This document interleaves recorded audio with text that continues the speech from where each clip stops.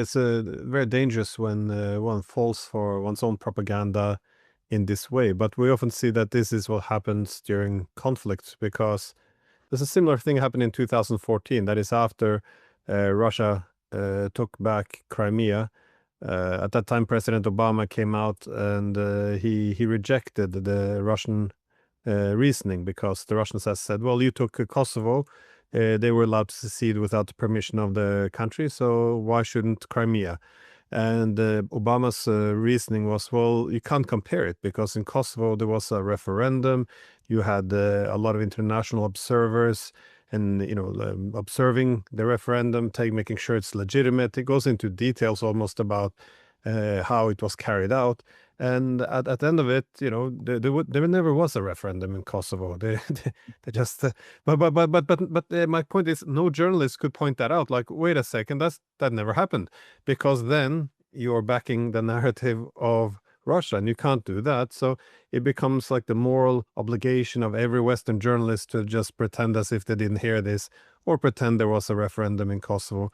And you see the same with the Ukraine war. Whenever something happens and what the Russians are saying is true, but it doesn't make Trump or, well, the US or NATO look good, it's just, well, just go with it. And after a while, it discredits oneself. But I was going to say with Mashhad, the idea that this city has fallen, this is the problem of think tanks and all. If you can control the information to the politicians, then you don't really need to control the politicians, just the people who whisper into their ears. But the question is always, though, is it Trump who's manipulating his base when he says the second largest city in Iran has fallen, or is Trump manipulated by his handlers, or it could just be stupidity? I mean, I've seen Trump on more than one occasion claim that Maduro has killed millions of people. That's quite an achievement for a country the size of Venezuela. But it is a Yeah, it sort of perplexing. offends me because we should be the ones who kill the most. I mean, we're the evil, and the Iranians are the most evil of them all. So it's offensive for us for Maduro to get to the highest number of murders in the U.S. ranking system. No, it's you're absolutely correct. It's in the case of Iran, it's worse than Russia or China. And why? Because Iran supports Palestine. That's been the issue all along for almost 5 decades. And Iran sacrifices for the Palestinian people, and it's been doing it for decades. And despite all the, like, Qatar and others and all these oil and gas rich dictatorships promoting sectarianism and tried to create hatred for Iran over the decades, and while the West has been always demonizing Iran, people are now seeing the truth.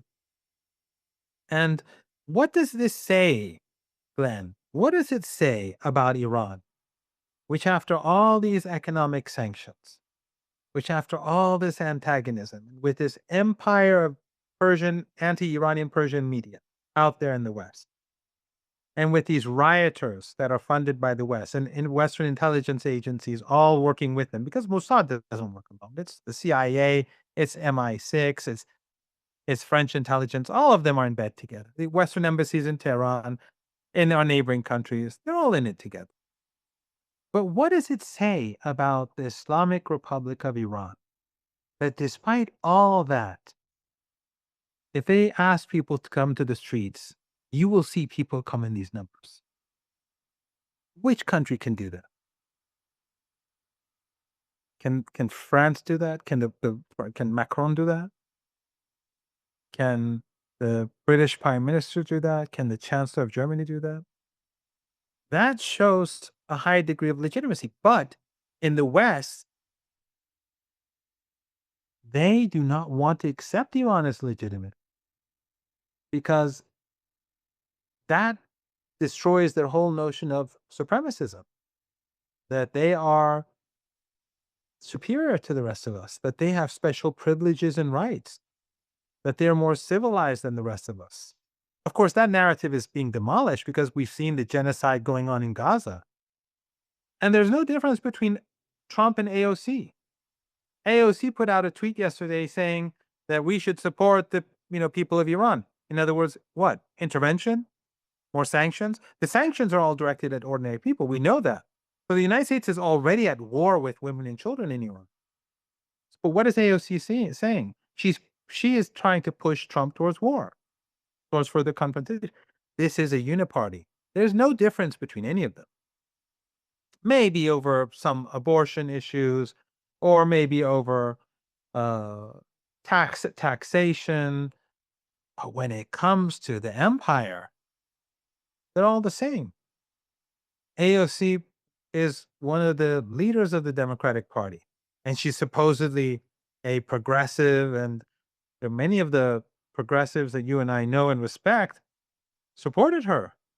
And this is what she's saying now. So the uniparty, it is uh, basically out there to preserve the empire, but the empire is falling apart.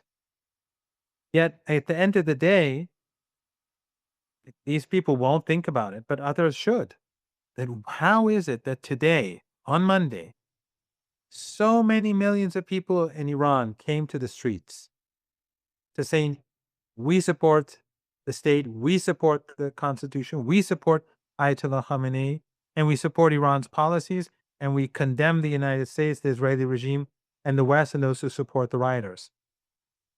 What does that say about Iran, and what does that say about Western regime and media and think tank narratives about Iran?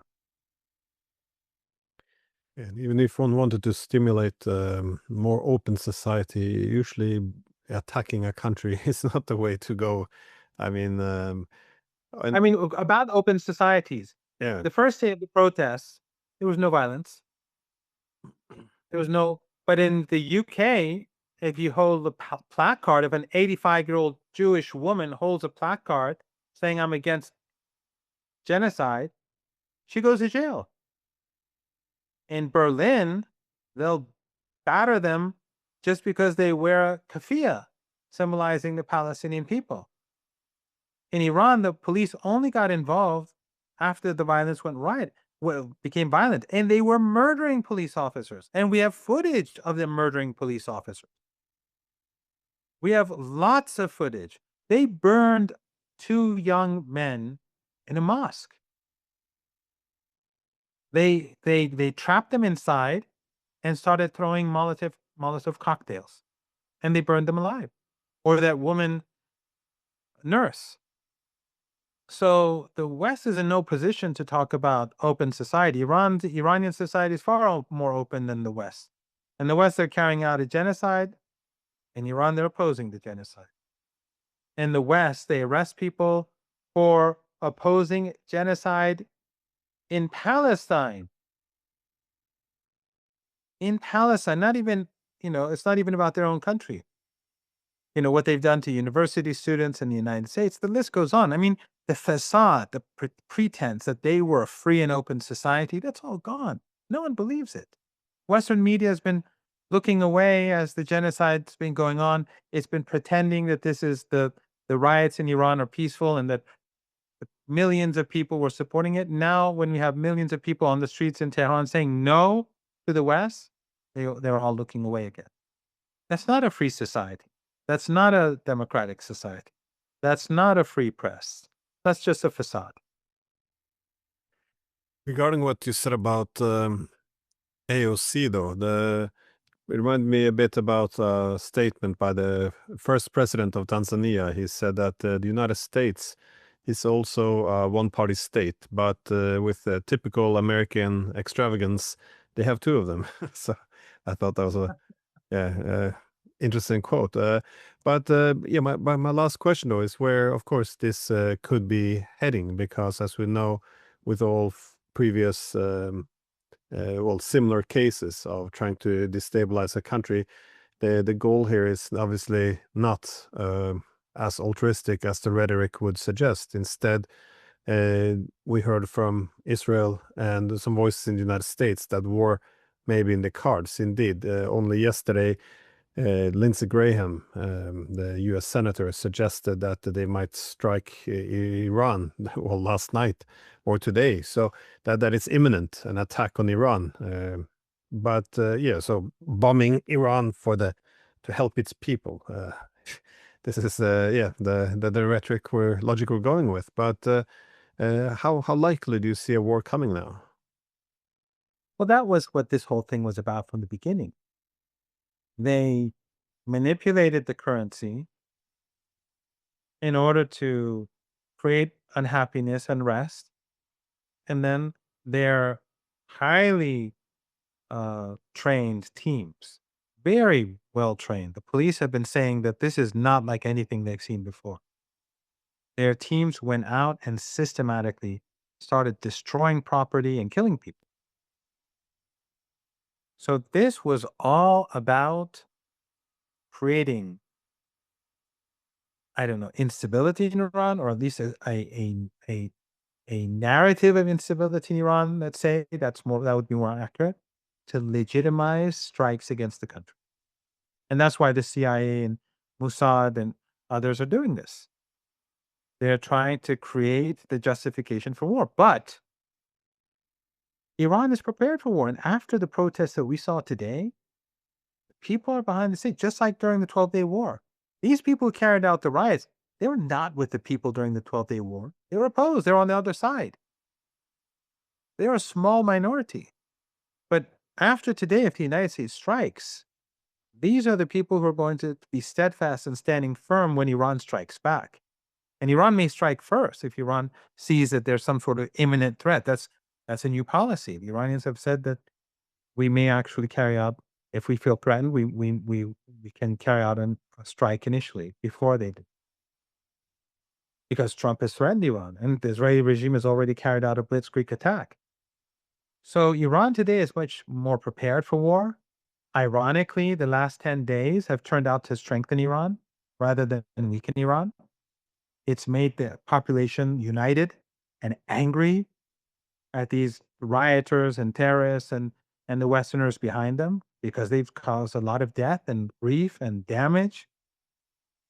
So I think that the whole objective from day one, which began with the currency manipulation, was to create an environment to justify war. And that's what Trump would do. Like, the Americans would bomb and kill tens of thousands of Iranians or hundreds of thousands of Iranians in an ideal world for them, to support these protesters. But in reality, what will happen is that Iran will hit back the Americans so hard and across the board that it will bring down the global economy, and it will bring down the US economy. And some people in the West say, that's not going to happen. Well, we'll see. We'll see. Iran's capabilities defeated Israel. Anyone can go look at what Steve Bannon said the day after the ceasefire. He said that the real story is that Netanyahu and the Israeli regime were desperate. They were being hit hard and they needed the ceasefire during the last 3 days, 4 days, whatever. Today, Iran is much more prepared, but more importantly, Iran's capabilities at hitting the Israeli regime, which are much more significant today than they were 7 months ago, that is a sideshow. Iran's real capabilities are not directed at the Israelis. They're directed at the Americans.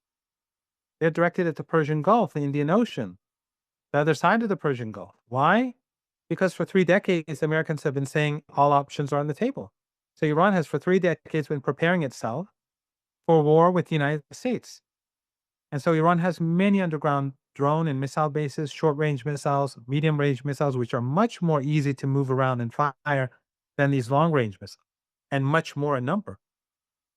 So Iran can swiftly devastate anything that's out there, very swiftly. And under circumstances where the United States wants to wage war on Iran, Iran is not going to hold back. The Americans struck Iran once, and Iran destroyed key U.S. installations in Doha with 6 missiles that struck the base. The Americans denied it, if you recall, initially, but then the footage came out. If the Americans want to go for war, it's not going to be like that. The Iranians are going to go all out. And the Speaker of Parliament said that today, and he said it also in Parliament, I think, yesterday. So that I think was the objective. And I think that's what the Zionists and the neocons want. But ultimately, if it happens, it will destroy Western economies. It's not something that we want. It's not something that any sane person wants.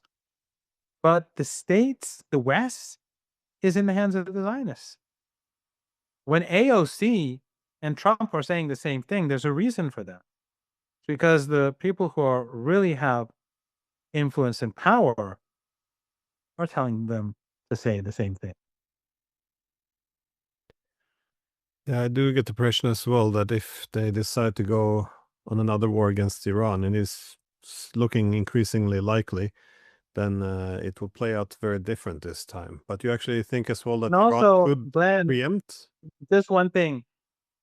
Iraq, if there's war in Iran, Iran's allies in Iraq will take out Americans.